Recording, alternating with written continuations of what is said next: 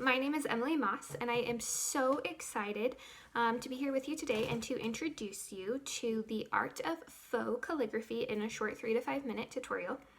First, I wanted to introduce you to my own personal story and my background just a little bit before we step into that. I am a wife and mother. I have a 3-month-old baby. His name is Rafe, and he is my whole world. And I'm also married to an active duty soldier in the Army. He serves as a combat engineer, and we have about 1 year left in his enlistment. We're currently living in North Carolina and hope to move back west after we're finished with his enlistment in the Army. So I briefly mentioned that I'm going to be talking about faux calligraphy today. I started my journey in calligraphy in 2014 when I was in college, and it has been such a great way for me to open up my creative side and so good for my mental health as a meditative and a study practice, and just something I really am passionate about sharing with you guys today. So that being said, we'll go ahead and we'll get started. Okay, so here we are. We're going to get started. And on this paper, I have the word hello written. Hello is a great word to start with because it has really smooth transitions from letter to letter. Letters like R or letters like V will not have those smooth transitions, so I recommend starting just with a word like hello. That can kind of help you get the idea of what we're doing. So the idea of calligraphy is that all of the downstrokes in your letters are thicker. And in traditional calligraphy, what is used is a ballpoint pen, or even there's brush lettering, which is very similar. And with those tools, a ballpoint pen, a brush pen, or a paintbrush, basically what happens is you are able to control the pressure that you have on that tool to naturally create a thinner or thicker line. Using something like this, however, you're not really able to control the pressure on the tool. So you have to go in and shade those downstrokes darker with thicker lines while leaving the upstrokes thinner, and that's going to give you the look of calligraphy. So we're going to hurry and do that to this letter, or excuse me, to this word. And so you can do this in a couple of different ways. Right there, I just drew a line to fill in, or you can just kind of start making the line thicker. I think that for me, it depends on the part of the letter or the letter that I'm doing. Also the surface that you're lettering on.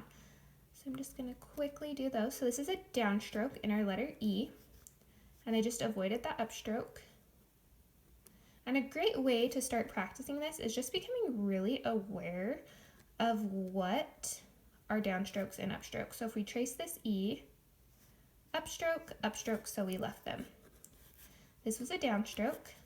Again, tracing our L, downstroke. Make that thicker. Upstroke, so we're going to leave that. Downstroke on our O, tracing our O again, just ever so lightly. And our downstroke starts again, right there, and it naturally kind of goes up into an upstroke or a sideways stroke right here.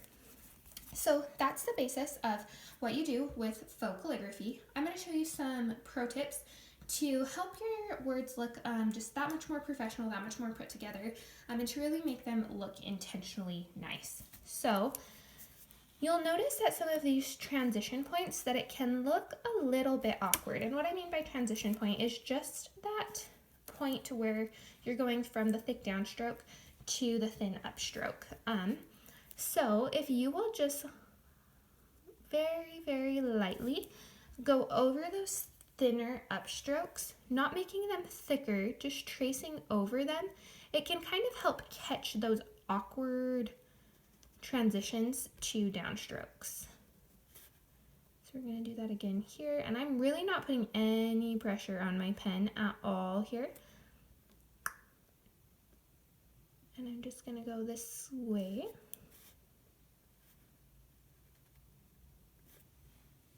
Alright, perfect. So we've just kind of made that word look more flowy, more natural, more intentional that way. And you have here a hand-lettered hello, just in my regular handwriting. Looks like something you would find at Hobby Lobby.